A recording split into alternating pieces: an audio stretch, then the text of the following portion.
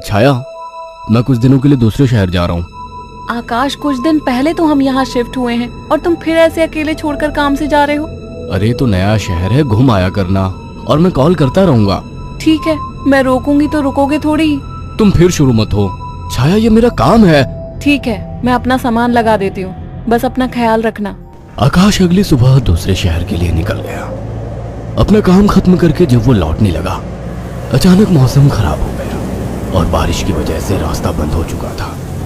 आकाश को मजबूरन फिर से एक दिन वहां रुकना पड़ा। अपनी बोरियत को दूर करने के लिए वो बाजार की ओर निकल आया। पास में ही छोटा बाजार लगा हुआ था। आकाश आधा बाजार घूम चुका था, तभी वहीं उसे एक काफी बुजुर्ग आदमी निराश बैठा दिखा। उसके पास दो छोटी छोटी मूर्ति और एक थोड़ी बड़ी मूर्ति थी, जिस पर काफी अच्छी कारीगरी की हुई थी। बाबा, आप क्यों परेशान हो? कुछ नहीं बाबूजी, बस सुबह से कुछ भी नहीं बिका। अरे बाबा, आप परेशान ना हो। ये मूर्ति कितने की है? एक काम कीजिए, ये 2000 रुपए है, ये मुझे दे दीजिए।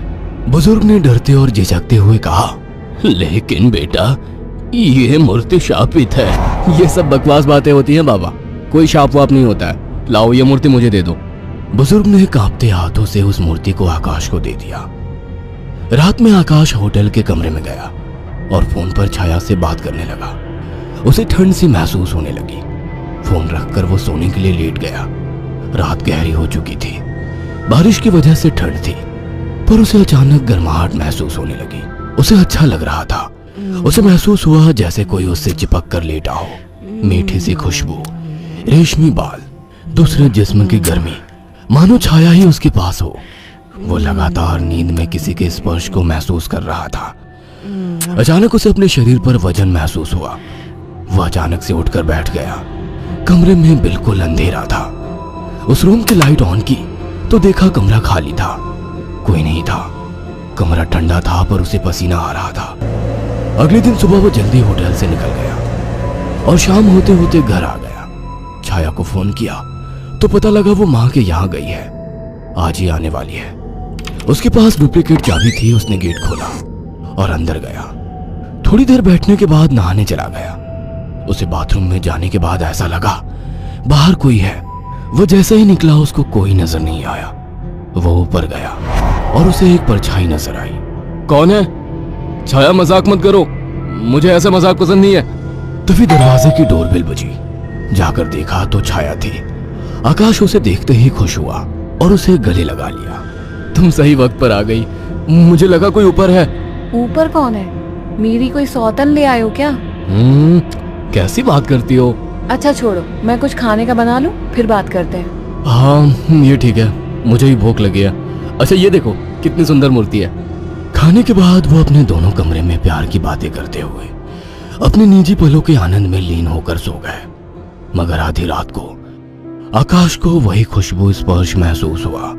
उसे लगा छाया को आज ज्यादा ही प्यार आ रहा है और वो जो कर रही है करने दो। छाया इस बार काफी उत्तेजित लग रही थी। आकाश को भी आनंद आ रहा था। अंधेरे में छाया ने आकाश के सारे कपड़े उतार दिए और पागलों की तरह उसके जिस्म को चूमने लगी। आकाश भी पूरी तरह से उत्तेजित हो गया था। छाया की गरम गरम सांसें आकाश को पूरी तरह से पागल बना दे रही थी और वासना का खेल चरम सीमा तक पहुंच गया। कुछ ही पलों का वासना का वेग लंबी लंबी और गहरी सांसों के बीच शांत हो गया। सुबह आकाश ने देखा छाया जाग चुकी थी। छाया चाय लेकर आकाश के पास आ गई। उठो, चाय पी लो। वह चाय के लिए उठा तो छाया बोल उठी, ये मूर्ति लेकर कब से सोने लगे तुम? अरे ये तो साइड में रखी थी, वहां बिस्तर में कैसे आ गई? आ गई होगी। एनीवे, चलो तैयार हो जाओ, ऑफिस जाओगे ना? लाओ, इस मूर्ति को मैं रख देती हूँ। थोड़ी देर बाद छाया कमरे में सफाई करने गई। वो काम में बिजी थी, पर उसे लगा जैसे मूर्ति उसे देख रही है। जैसे उसने मूर्ति की तरफ देखा, मूर्ति अपनी जगह जैसी थी वैसे ही रखी थी। छाया काम खत्म करके कमरे से निकलने को हुई तो अचानक मूर्ति गिर गई। छाया ने पलट के मूर्ति को उठाया। अचानक मूर्ति मुस्कुराई। छाया डर गई और मूर्ति हाथ से छूट गई। डरते डरते उसने मूर्ति को उठाया तो उसने देखा वो सामान्य थी। शैतान मूर्ति, डराती है मुझे। ये कहकर उसने मूर्ति को अलमारी में रख दिया। काम खत्म कर छाया नहाने गई और जैसे ही उसने कपड़े उतारे और पानी का नल खोला गर्म पानी उस पर गिरा। वो चिल्ला उठी और बिना कपड़ों के बाहर निकलकर भाग आई। उसके जिस्म पर छाले हो चुके थे। उसने आकाश को फोन किया। आकाश तुरंत चला आया और उसको अस्पताल ले गया। आकाश ने ऑफिस से कुछ दिन की छुट्टी ले ली। छाया, ये सब कैसे हुआ? पता नहीं, नल से गर्म पानी अचानक निकला। मुझे सब अजीब सा लग रहा है, मानो मुझे कोई देख रहा हो। तुम आराम करो, मैं कुछ खाने को लेकर आता हूँ। छाया लेटी हुई थी। अचानक उसने ध्यान दिया, मूर्ति उसकी ही तरफ घूर रही थी। अचानक उसे याद आया कि मूर्ति को तो उसने अलमारी में रख दिया था। अचानक वो मूर्ति हिलने लगी। छाया चीख उठी। आकाश दौड़ता हुआ आया। क्या हुआ? ये मूर्ति अभी खुद चली थी। तुम्हारा वहम होगा छाया। मगर रात को आकाश को फिर से चुंबन के स्पर्श महसूस हुए। वो नींद में था और चाह के आंखें नहीं खोल पा रहा था, परंतु आकाश को चुंबन के स्पर्श उत्तेजित कर रहे थे। उसके मुंह से आवाजें निकल रही थी।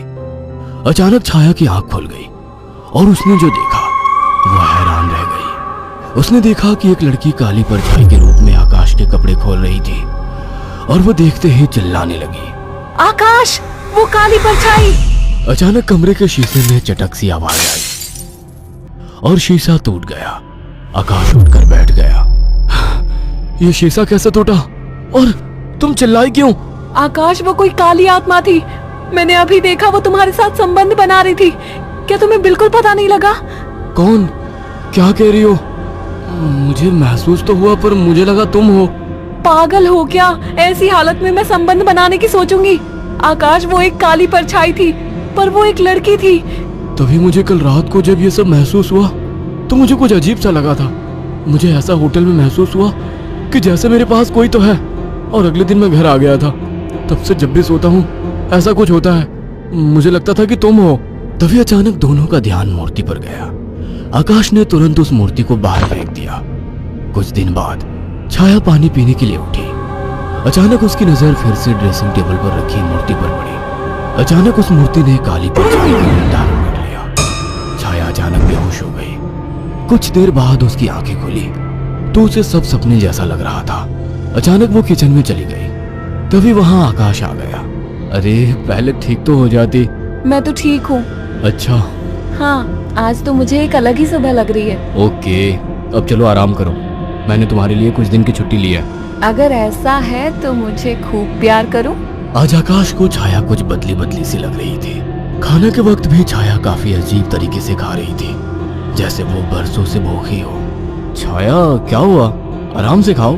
रात ठीक से खाया नहीं था ना, तो मुझे जोरों की भूख लग रही है। वैसे आज मीट बना काफी अच्छा है। गांव में अम्मा ने सिखाया था। अम्मा ने? कौन सी अम्मा ने? तुम तो कभी गांव गई ही नहीं। वो सब छोड़ो, सुनो ना, मेरा मन रोमांस का हो रहा है। तुम्हें लगता है ये सही वक्त है? प्यार करने का कोई वक्त नहीं होता। अचानक छाया आकाश से जाकर लिपट गई। उसके जिस्म को चूमने लगी। आकाश ने देखा छाया ने आज साड़ी भी अलग तरीके से बांधी थी। दोनों के बीच संभोग क्रिया होने लगी। दोनों काफी उत्तेजित थे। अचानक आकाश को फिर से छाया में वही खुशबू और स्पर्श महसूस हुआ। छाया आकाश को छोड़ने का नाम तक नहीं ले रही थी। आकाश को महसूस हुआ ये छाया नहीं है। आकाश ने एक झटके से छाया को धक्का दे दिया। रुक क्यों गए? प्यार करो मुझे, रुक क्यों गए?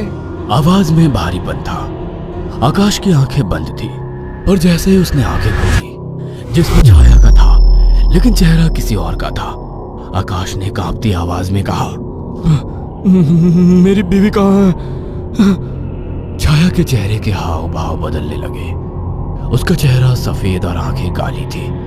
वह गुस्से में बोली, मुझे पसंद नहीं थी वो, मार डाला उसे। अचानक वो एक परछाई में बदल गई। उसने अपने लंबे और पहने दांत आकाश की गर्दन में गाड़ दिए। आकाश एक दिल दहला देने वाली चीख के साथ शांत पड़ गया। कुछ दिनों बाद जब घर से बदबू आने लगी तो पड़ोसियों ने पुलिस को बुलाया तो देखा दोनों की लाश बहुत बुरी तरह से कटी पड़ी है और सड़नी शुरू हो चुकी थी। पुलिस को लाशों के पास से वो मूर्ति मिली थी। अगर आपको हमारी ये कहानी पसंद आई हो तो इसे लाइक और शेयर करना ना भूलें।